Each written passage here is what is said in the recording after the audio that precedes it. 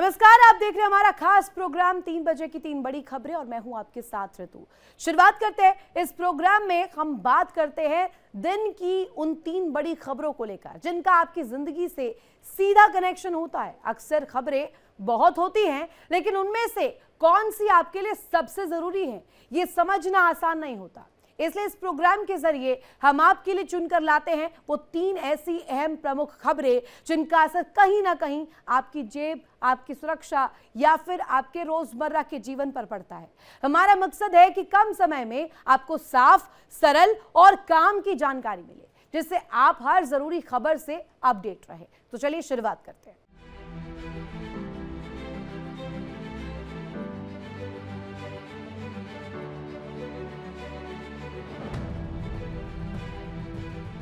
और चलिए जल्दी से आपको वो 3 बड़ी स्टोरीज बता देते हैं जिस पर नजर आज रहने वाली है। बंगाल चुनाव पर बंगाल में दूसरे चरण के मतदान से पहले सियासी पारा हाई है। चुनावी मैदान में अब सिंघम की एंट्री ने मुकाबले को और ज्यादा दिलचस्प बना दिया है। इस कदम से टीएमसी भड़क उठी है और चुनावी जंग और भी ज्यादा तीखी हो गई है। वहीं पंजाब के पटियाला की बात करेंगे, जहां पर पंजाब के पटियाला में धमाके ने सुरक्षा एजेंसियों की नींद उड़ा दी है। शुरुआती जांच में इस ब्लास्ट के तार पाकिस्तान के खुफिया एजेंसी आईएसआई से जुड़े होने की संकेत मिल रहे हैं, जिससे मामला और गंभीर हो गया। और मुंबई से आई एक दिल दहला देने वाली खबर जो है वो भी सामने आई है। तीसरी खबर में उसी को लेकर बात करेंगे, जहां बिरयानी खाने के बाद तरबूज खाना एक परिवार के लिए मौत का कारण बन गया। एक ही परिवार के 4 लोगों की जान चली गई। अब सवाल ये कि क्या ये महज सहयोग था या मौत का तरबूज? इन तमाम बड़ी खबरों पर चर्चा करेंगे विस्तार से और जानकारियां भी आपको देंगे। शुरुआत कर रहे हैं टॉप स्टोरी के साथ। सबसे पहले बात सिंघम की एंट्री और तृणमूल कांग्रेस इस वक्त भड़की किस तरीके से। बात करेंगे इस वक्त बंगाल के सियासी फिजे को लेकर, जहां पर बंगाल में दूसरे चरण का मतदान कल होना है। दूसरे चरण में 142 सीटों पर वोटिंग। यूपी के सिंघम की बंगाल में अब एंट्री हो चुकी है। आईपीएस अजय पाल शर्मा दक्षिण 24 परगना में तैनात कर दिए गए हैं। टीएमसी उम्मीदवार के घर पहुंचकर खुली चेतावनी दी है। अखिलेश ने कहा कि बीजेपी का एजेंट, बीजेपी का पलटवार ये ऐतिहासिक फैसला है। अखिलेश यादव उन्हें बीजेपी का एजेंट बता रहे। अब चुनावी फिजा में ये बड़ा बदलाव। पश्चिम बंगाल में पहले से ही जो माहौल है वो बहुत गर्म है सियासी तौर पर भी, और दूसरे फेज की वोटिंग से पहले ये बड़ा बदलाव। और उत्तर प्रदेश के सिंघम की बंगाल में एंट्री, इसे और कैसे तड़का लगा सकते। पश्चिम बंगाल में पहले चरण की वोटिंग शांति से निपट गई, लेकिन दूसरे चरण से ठीक पहले चुनाव आयोग ने अहम जो है वो दाव चलाए। सत्ताधारी तृणमूल कांग्रेस के खेमे में खलबली इसके बाद मची हुई है। चुनाव आयोग ने शांतिपूर्ण मतदान सुनिश्चित कराने के लिए इस बार केंद्रीय बलों पर ही भरोसा नहीं किया है, बल्कि योगी आदित्यनाथ के राज्य उत्तर प्रदेश से सीधे एनकाउंटर स्पेशलिस्ट को बंगाल के चुनावी मैदान में उतार दिया है। नाम है आईपीएस अजय पाल शर्मा। यूपी में इनकी पहचान सिंघम के रूप में। सबसे दिलचस्प बात यह कि चुनाव आयोग ने उन्हें दक्षिण 24 परगना जिले का पुलिस ऑब्जर्वर बनाकर भेजा। सीधे तौर पर टीएमसी के नंबर 2 नेता और ममता बनर्जी के भतीजे अभिषेक बनर्जी का अभेद किला माना जाता है। राज्य में 23 अप्रैल को पहले चरण का चुनाव हुआ था। कुल 152 विधानसभा क्षेत्रों में छिटपुट घटनाओं को छोड़ दे तो मतदान काफी हद तक सुचारू और शांतिपूर्ण हुआ। अब दूसरे फेज को लेकर 29 अप्रैल को कोलकाता समेत दक्षिण बंगाल के 142 विधानसभा सीटों पर वोट डाले जाएंगे। इस चरण को लेकर चुनाव आयोग कोई रिस्क नहीं लेना चाहता और यही वजह है कि अब उत्तर प्रदेश के सिंघम की एंट्री अब बंगाल में हो गई है। दूसरे चरण का ये चुनाव। सुशील तिवारी हमारे साथ ब्यूरो हेड कनेक्ट है, सीधे उनका रुख करते हैं और जानकारी लेते हैं। सुशील जी, हम तस्वीर देख रहे हैं, एक तरफ बंगाल की तस्वीर आप देखिए सियासी फिजाओं में जो चर्चाएं, और इस वक्त क्योंकि दूसरे फेज को लेकर हलचल बहुत तेज है। इस बीच हम देख रहे हैं पहले फेज की चुनाव प्रक्रिया जो थी, वोटिंग हो गई, वो भी सुचारू रूप में हुई, छिटपुट घटनाओं को छोड़ दे तो। अब ये दूसरे फेज से ठीक पहले उत्तर प्रदेश के सिंघम और एनकाउंटर स्पेशलिस्ट को धरातल पर उतारना क्या दिखाता है? बिल्कुल ऋतु, ये जो यूपी के सिंघम हैं अजय पाल शर्मा, ये इनकाउंटर स्पेशलिस्ट भी हैं और इनको जाना जाता है ये कहीं भी अगर अपराध होता है तो उस पर बड़ी कार्रवाई करते हैं। तो इसीलिए योगी जी के प्रिय भी हैं। योगी जी कोई बड़ा अपराध होता है, यहाँ तक कुंभ मेले में इनको ही रखा गया कि कुंभ मेले में तमाम आतंकी जो इनपुट्स थे वो ऐसे में अजय पाल सिंघम को ही रखा गया। तो ये अजय पाल शर्मा ने बंगाल में पहुंचकर वहां पर बता दिया है कि अगर कोई भी गुंडागर्दी करेगा, टीएमसी का गुंडा या कोई भी वहां पर इस तरह जो मतदान केंद्र में गड़बड़ी करेगा तो उसका माकूल जवाब देंगे। यहाँ तक कि जहांगीर खान जो कि एक विधायक वहाँ चुनाव लड़ रहे हैं 24 परगना से, तो उनके घर में जाके चेतावनी दे दी है कि अगर यहाँ पर कुछ भी गड़बड़ियाँ की तो बर्दाश्त नहीं किया जाएगा।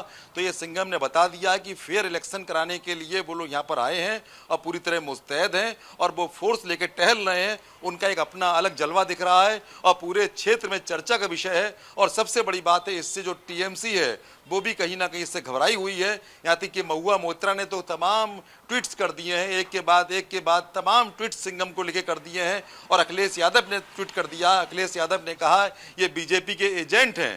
तो ऐसे में कहीं ना कहीं अजय पाल सिंघम, जो कि अजय पाल शर्मा जिनका नाम है, वो बंगाल में निष्पक्ष चुनाव करने के लिए पूरी मुस्तैदी से वहां पर तैनात हैं, लगातार किए गए सुशील। और उसमें नंबर 1 पर अगर चर्चा किसी नाम को लेकर हो रही हो वो अजय पाल शर्मा को लेकर के ही सबसे मुख्य रूप में हो रही है। और दक्षिण 24 परगना जहां के वो ऑब्जर्वर बनाए गए हैं, बाकायदे टीएमसी के उम्मीदवार को उन्होंने धमकाया, पूरी तरीके से कहा कि अगर कोई भी हालात यहां पर तनावपूर्ण होते हैं तो जिम्मेदार कौन होगा और किस पर कार्रवाई होगी, किसकी जिम्मेदारी तय होगी, इन तमाम चीजों को लेकर चेतावनी दी है। अब अगर कहा जाए, जैसा कि आपने बताया कि अखिलेश यादव भी इसको लेकर बहुत ज्यादा आक्रामक है, वो कह रहे हैं कि बीजेपी का एजेंट है, एजेंट के रूप में तैनाती की गई है। बिल्कुल ऋतु, इसमें तमाम जो पार्टियां हैं वो अब सामने आ गई हैं।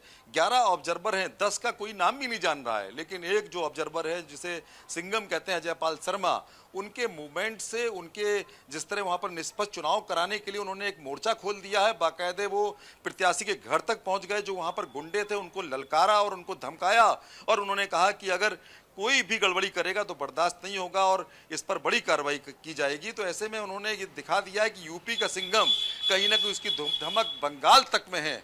और जो 10 ऑब्जर्वर हैं वो कहीं भी किसी को उनके बारे में कुछ भी सुनाई नहीं पड़ रहा है। तो ऐसे में जो इलेक्शन कमीशन, उसने एक बहुत अच्छा जो इलेक्शन ऑब्जर्वर वहां पर भेजा है, तो ऐसे में कहीं ना कहीं ये बहुत ही अच्छा एक प्रयास उत्तर प्रदेश की तरफ से है। योगी सरकार तो बिल्कुल साफ कर चुकी है कि गुंडे और बदमाश उनकी जगह हमेशा बुलडोजर के नीचे रहती है, हम लोग उनको नेस्तनाबूद कर देते हैं। तो इसी तरह अजय पाल शर्मा ने भी दिखा दिया है कि हम योगी सरकार की... जब बंगाल की चुनावी फिजा में उत्तर प्रदेश वाला फॉर्मूला अब लगना चालू हो चुका है, जैसा कि आपने बुलडोजर का जिक्र किया, अब यहां पर देख रहे हैं बंगाल के बैटल ग्राउंड में भी चर्चा उत्तर प्रदेश के एक अधिकारी को लेकर हो रही है।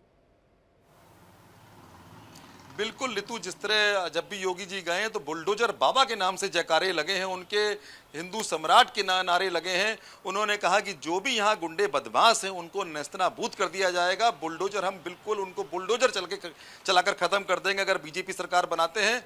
तो ऐसे में अगर देखा जाए तो जिस तरह टीएमसी की गुंडागर्दी लगातार वहां पर जबरदस्त थी, यहाँ तक कि 100 बम भी मिले हैं। कल जब पुलिस ने रेड डाली है तो टीएमसी के कार्यकर्ता के घर में 100 बम मिले हैं। तो ये बम है कहीं ना कहीं बमबाजी की घटनाएं करने के इरादे से थे, क्योंकि जब भी यहाँ चुनाव होते थे पहले तो यहाँ पर काफी लोग मारे जाते थे। पिछले चुनाव में 17 लोग मारे गए और उसके जो पहले चुनाव हुए उसमें भी काफी लोग मारे गए। पहली बार ऐसा हो रहा है कोई भी व्यक्ति मरा नहीं। और इस बार भी 142 सीटों पर चुनाव है, इसको लेके चाहे सुरक्षा बल हो चाहे और भी तमाम जो सुरक्षा कर्मी मुस्तैद हैं। और यहाँ तक कि चुनाव आयोग ने भी कह दिया है कि हम निष्पक्ष चुनाव करने के लिए हम पूरी तरीके से सतर्क हैं और पूरी निगाह रखे हुए हैं। और अजय पाल शर्मा ने तो एकदम धमक जमा दी है उत्तर प्रदेश की और बता दिया है कि कितना उत्तर प्रदेश में जो पुलिसकर्मी है कितने इस वक्त अपराधियों के पीछे शिकंजा कसते हैं। और बंगाल में इस बात में कोई दो राय नहीं है कि इस वक्त बंगाल और वहां पर चुनाव को लेकर के इस वक्त जो है चुनाव आयोग भी और केंद्र सरकार भी लगातार अलर्ट मोड पर काम कर रही है। किसी भी कीमत पर कोई भी तनावपूर्ण स्थिति ना आने पाए, इसको लेकर के तमाम प्रयास किए जा रहे हैं। बहुत शुक्रिया सुशील तमाम जानकारी साझा करने के लिए।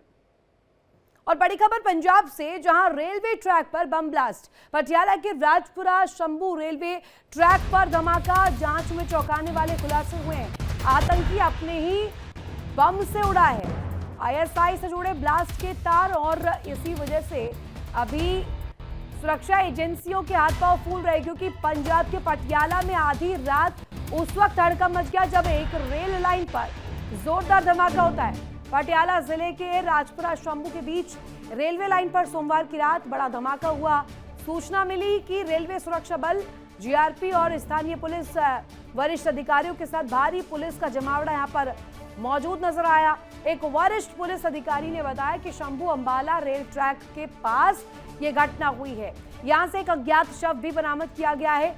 शुरुआती जांच में चौंकाने वाला खुलासा हुआ है। सूत्रों के मुताबिक संदिग्ध आतंकी अपने ही लगाए गए बम की चपेट में आकर मारा गया है। घटनास्थल से शव, 2 मोटरसाइकिल और भारी मात्रा में विस्फोटक सामग्री भी बरामद हुई है। फिलहाल जांच एजेंसियां इस ब्लास्ट के तार पाकिस्तान की खुफिया एजेंसी आईएसआई और खालिस्तानी नेटवर्क से जोड़कर देख रही हैं। ऑपरेशन सिंदूर के बाद ही पाकिस्तान की साजिशें थमने का नाम नहीं ले रही है। फिलहाल पूरे इलाके को सील कर दिया गया है। ट्रैक पर सुरक्षा बढ़ा दी गई है। हर एंगल से जांच जारी है। सवाल लेकिन यही कि क्या ये एक बड़े आतंकी साजिश के रूप में देखा जाए जिसे नाकाम कर दिया गया। क्या पंजाब फिर से आतंक के निशाने पर आ चुका है? और इसी खबर पर ज्यादा जानकारी देने के लिए हमारे साथ विकास कनेक्ट है। विकास का सीधे रुख करते। विकास, राजपुरा शंभू ट्रैक पर ब्लास्ट, लेकिन अब महत्वपूर्ण कड़ी ये कि जो ये साजिश है ये पाक ओरिएंटेड नजर आ रही है। आईएसआई का कनेक्शन नजर आ रहा है और ये कहा जा रहा है कि ऑपरेशन सिंदूर के बाद भी उनके मंसूबे अभी भी थमे नहीं हैं। जी बिल्कुल, देखिए लगातार कहीं ना कहीं हम देख रहे हैं कि पाकिस्तान अपनी नापाक हरकतों से बाज नहीं आ रहा है। एक बार फिर से उसने ऐसी कोशिश की है। हालांकि मैं आपको बता दूं, देर रात 10 बजे के आसपास की खबर है। ये शंभू राजपुरा अंबाला ट्रैक जो है, जो पटियाला के साथ पड़ता है, उस पर ये घटना हुई, उस पर ब्लास्ट हुआ। बताया जा रहा है कि डेडिकेटेड फ्रेट कॉरिडोर के लिए, यानी कि मालगाड़ी के लिए स्पेशल जो ट्रैक बनाया जाता है पटरी का, उस पर विस्फोट हुआ। और ऐसी खबरें सामने आ रही हैं जो पता चल रहा है कि जो विस्फोट लगाने आया था उसी के हाथ में विस्फोट हो गया, जिससे नुकसान पटरी के बगैर जिसने विस्फोट किया उसकी भी जो है उसमें मृत्यु हो गई। बताया, जो खबरें सामने आ रही इसको मुताबिक उसका नाम जगरूप सिंह बताया जा रहा है, जो तरन तारण के गाँव का रहने वाला है। फिलहाल जो है इसकी जाँच चल रही है, लेकिन लगातार पाकिस्तान की तरफ से, आईएसआई की तरफ से जम्मू कश्मीर और पंजाब के इलाकों में लगातार कोशिश की जा रही है किसी तरह से धमाके किए जाएं, किसी तरह से हिंसा फैलाई जाए। ऑपरेशन सिंदूर के बाद की बौखलाहट पाकिस्तान में साफ साफ दिख रही है। और ऐसी कोशिश जो की गई, हालांकि उसमें वो जिस इंसान ने बम लगाया वो खुद उड़ गया। इसके साथ साथ बताया जा रहा है कुछ वहाँ मोटरसाइकिल भी मिला और बहुत ज़्यादा विस्फोटक सामग्री भी मिली है। तो ऐसे में पाकिस्तान की साजिश जो है खुलकर सामने आ रही है। फिलहाल सारे पहलुओं की जांच की जा रही है और देखा जा रहा है कि इसका कनेक्शन, मरने वाले का कनेक्शन आईएसआई खालिस्तान से कैसे कनेक्टेड था, इसके बारे में पूरी जाँच की जा रही है अभी। जी विकास, ये भी बताइएगा, क्योंकि अभी जिस तरीके से जानकारी मिल रही है, जो कुछ वहां से जब्त हो पाया है और अभी जो टीम्स लगातार निगरानी कर रही है, ये भी बताया जा रहा है कि पूरे इलाके को सील कर दिया गया है। ट्रैक पर लगातार नजर बनी हुई है। अभी तक क्या कोई ऐसा ठोस प्रमाण मिल पाया है जिससे ये कनेक्ट जो है स्थापित हो पाए? देखिए, अभी फोरेंसिक जांच वहां की जा रही थी। सुबह वहां पर फोरेंसिक की टीम में आई, उन्होंने पूरे विस्फोटक सामग्री का जो सामान था वहां पर वो वहाँ इकट्ठा किया। उसके अलावा जो आदमी मारा गया उसके बताया जा रहा है उसके बॉडी पार्ट्स भी बिखर गए थे वहीं पर, उनको इकट्ठा किया। फिलहाल अभी उस विस्फोट की नमूने की जांच की जाएगी, देखा जाएगा क्या विस्फोट है। उसके बाद ही और जो इंसान मारा गया उसकी कनेक्टिविटी, उसकी बैकग्राउंड जांची जाएगी, तभी ये सामने खुलकर आएगा कि कनेक्शन क्या है। लेकिन आईएसआई कनेक्शन देखिए, जम्मू कश्मीर और पंजाब के बॉर्डर जो है पाकिस्तान से लगते हैं, ऐसे में इंटरनेशनल बॉर्डर और एलओसी दोनों पर पाकिस्तान की नापाक कोशिशें लगातार देखी जाती है। ड्रोन्स के जरिए हथियार सप्लाई करना, नारकोटिक्स सप्लाई करना, यह पाकिस्तान के लिए आम बात है। लेकिन जिसे हमारे सुरक्षा बल जो है वहां पर चौकस जो हमेशा ट्रैक करते रहते हैं और ऐसी चीजों को पकड़ भी लेते हैं। लेकिन फिलहाल जिस तरह से खबरें सामने आ रही है, अधिकारी इसको लेकर आ पाया है अभी तक? ऑफिशियली क्या इसको लेकर अभी तक कंफर्मेशन आया है? एक बार दोबारा सवाल रिपीट करेंगे आप? विकास, सवाल ये कि अभी इस पूरी धमाके को लेकर पटियाला में जो कुछ हुआ, इसको लेकर कोई ऑफिशियली स्टेटमेंट या ऑफिशियली कुछ रेक्टिफाई किया गया है? देखिए, एसएसपी वरुण ने सुबह यही बयान दिया। उन्होंने ये कहा कि एक ब्लास्ट हुआ है और ब्लास्ट करने वाला जो बताया जा रहा है वो भी उसी में मारा गया है, क्योंकि वो उसके बिल्कुल साथ था। तो ऐसे में अभी फिलहाल निरीक्षण किया जा रहा है। उन्होंने उसकी आइडेंटिटी भी बताई थी कि जगरूप सिंह तरन तारण के साथ के गांव लगता है उस पर रहने वाला है। और फिलहाल अभी उन्होंने यही कहा कि ये प्रारंभिक जांच है। फिलहाल फॉरेंसिक वहां पहुंची है। नमूनों को, जितने भी वो विस्फोट के नमूने हैं, जो सबूत है, उनको इकट्ठा किया गया है। जांच जारी है। जांच पूरी होने के बाद ही कुछ बताया जाएगा। साथ ही ये बताइएगा विकास, क्योंकि आप जानकारियां दे रहे हैं एसएसपी ने क्या कुछ कहा है इस पर ऑफिशियली, लेकिन अभी अगर इस ट्रैक की बात करें, इस रेलवे लाइन की बात करें, यहाँ पर से जो ट्रेन गुजर रही थी उसको लेकर के क्या इन्फॉर्मेशन मिली, और ये जब धमाका हुआ वहां उस दौरान क्या लोग भी मौजूद थे? कोई प्रत्यक्षदर्शी जो अभी तक सामने आ पाया हो? देखिए, आपको बता दें, जनवरी के महीने में भी एक ऐसा ही धमाका जो है पंजाब में किया गया था पटरी पर, और एक बार फिर से ऐसा ही धमाका किया गया। लेकिन ऑफिशियल यही बता रहे हैं कि लो इंटेंसिटी ये धमाका था। फिलहाल वहां पर मालगाड़ी अभी कोई मौजूद नहीं थी। जब वो अभी विस्फोट लगा रहा था तभी धमाका हो गया। फिलहाल जो उस रूट की जितनी भी गाड़ियां हैं उनको डाइवर्ट कर दिया गया है। देर रात होने के कारण वहां पे कोई मौजूद भी नहीं था। फिलहाल किसी तरह की कोई हताहत नहीं हुआ। हालांकि पटरी को जरूर नुकसान पहुंचा है, लेकिन लो इंटेंसिटी धमाका था, इंटेंसिटी कम थी धमाके की, इस कारण ज्यादा नुकसान नहीं पहुंचा। मुरम्मत का कार्य चल रहा है। जब तक मुरम्मत नहीं होती तब तक वहां से निकलने वाली जितनी और भी अब ट्रेन, क्योंकि आईएसआई का कनेक्शन भी इसमें ड्रॉ किया जा रहा है विकास, ये बहुत इंपॉर्टेंट हो जाता है समझना कि आखिर इस धमाके के पीछे की बड़ी वजह क्या रही। क्या वही जो कनेक्शन अभी आईएसआई से ड्रॉ किया जा रहा है वही असल हकीकत इसकी है? बहरहाल बहुत शुक्रिया तमाम जानकारी साझा करने के लिए। और खबर मुंबई से। मुंबई में एक ही परिवार के 4 लोगों की मौत की जानकारी। डिनर में बिरयानी के बाद तरबूज खाया। मौत के बाद कई सवाल उठ रहे हैं। फलों से जहर का खतरा, सिस्टम पर इसके जरिए सवाल उठ रहा है। आपको बता दें, मुंबई से खबर है, पायधुनी इलाके से। ये बेहद चौंका देने वाली खबर है, दर्दनाक भी है साथ ही। यहाँ एक ही परिवार के 4 लोगों की संदिग्ध हालत में मौत हो गई। बताया जा रहा है कि परिवार ने रात में बिरयानी खाने के बाद तरबूज खाया, जिसके बाद सभी की तबीयत अचानक बिगड़ गई। इलाज के दौरान चारों ने दम तोड़ दिया। अब इस घटना से पूरे इलाके में सनसनी फैल गई है। पुलिस हर पहलू से मामले की जांच कर रही है और मृतकों की पहचान 40 वर्षीय अब्दुल्ला अब्दुल कादर, उनकी पत्नी नसरीन और उनके 2 बेटियां आयशा और जैनब के रूप में हुई है। चारों की अचानक मौत ने न सिर्फ परिवार बल्कि पूरे इलाके को झकझोर कर रख दिया और कड़े और बड़े सवाल इसके जरिए खड़े कर दिए। में 1-1.5 के करीब उन्होंने तरबूज खाया था। उसके बाद सुबह से 5-6 के करीब उनको वॉमिटिंग और लूज मोशंस की कंप्लेन होने लगी थी।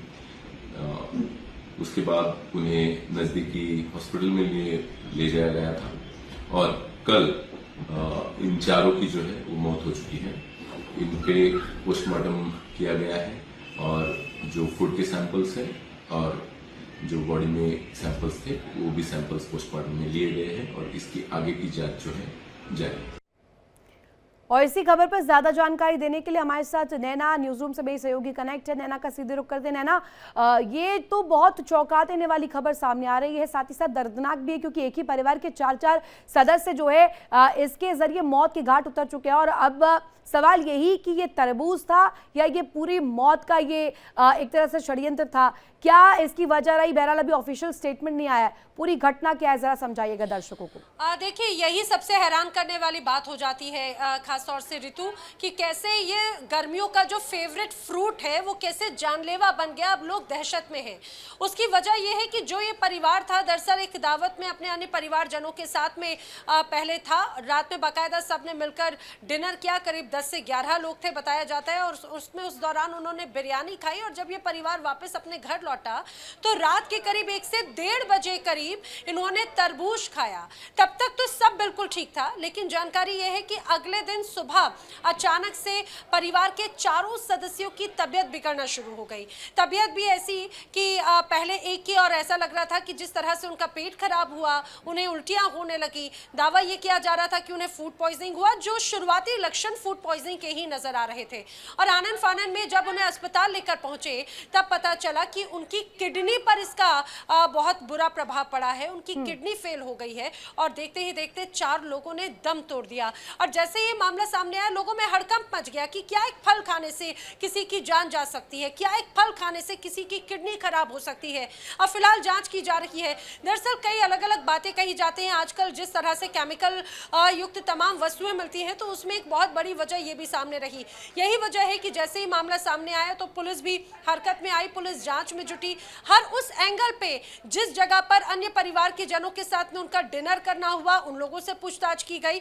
इवन जिसके माध्यम से फल खरीदे गए या वो तरबूज खरीदा गया, फल विक्रेता से भी पुलिस ने पूछताछ की। अभी तक कुछ संदिग्ध नजर नहीं आया है। फिलहाल जांच की जा रही है, लेकिन जो शुरुआती पोस्टमार्टम जो रिपोर्ट सामने आई उसमें किडनी लीवर डैमेज होने की बात जरूर कही जा रही है। बिल्कुल नैना, और ये बड़े सवाल इसलिए भी खड़ा करता है क्योंकि एक फल महज खाने से किसी की जान पर बनाना, किसी की जान चले जाना, ये बात थोड़ी गले से नहीं उतर रही है। और साथ ही सवाल इसके जरिए ये खड़ा किया जा रहा है कि क्या ये केमिकल युक्त तरबूज था जिसका सेवन किया गया, जिसकी वजह से किडनी पर असर पड़ा और इस तरीके की स्थिति बनी है, और इसी के जरिए पूरा परिवार जो है वो खत्म हो गया। देखिए, यही बहुत गंभीर हो जाता है, खासतौर से ऋतु आज के वक्त में ये कहा जाए कि मिलावट और नकली इतनी तमाम तरह की वस्तुएं हैं कि उनमें से आखिर सही क्या है, नकली क्या है, इसकी पहचान कर पाना भी आज के वक्त में बहुत ज़्यादा मुश्किल है। और इसे इस रूप में समझिए कि तरबूज आपको गर्मी में जितनी ज़्यादा राहत देता है, लेकिन अगली बार से शायद आप, हम या ये खबर देखने वाले इंडिया डेली के जो तमाम दर्शक हैं, वो जब तरबूज लेने जाएंगे तो उनके मन में कहीं ना कहीं एक बड़ी शंका पनपेगी कि क्या वो ये जो फल ले रखे हैं वो सेहत के लिए अच्छा है या फिर सेहत के लिए हानिकारक है। अब इसीलिए तमाम अलग अलग दावे किए जाते हैं। डॉक्टर्स हमेशा कहते हैं कि जब भी कोई इस तरह का फल ले, क्योंकि तरबूज की तासीर तो ठंडी होती है लेकिन उसके कई नुकसान भी होते हैं। ऊपर से जितना वो कड़क नजर आता है और उसके साथ में कई केमिकल्स उसके साथ में रहते हैं, इसीलिए बार बार खासतौर से जानकारी कहते हैं। खाद्य जो मानक है नैना, जिसको लेकर जिक्र किया जा रहा है कि मानकों के तहत जो विक्रेता है जब बेचते हैं फलों को कस्टमर्स तक जब वो पहुंचता है, वो सीधे तौर पर ये इंश्योर किया गया हो कि इसमें ठीक ढंग से इसकी देखरेख हुई है। ये जब बागानों से निकलकर आए हो तब तरबूज, उसके बाद ये तस्वीर कौन इंश्योर करेगा, ये उन मानकों पर भी बड़े सवाल खड़ा करता है।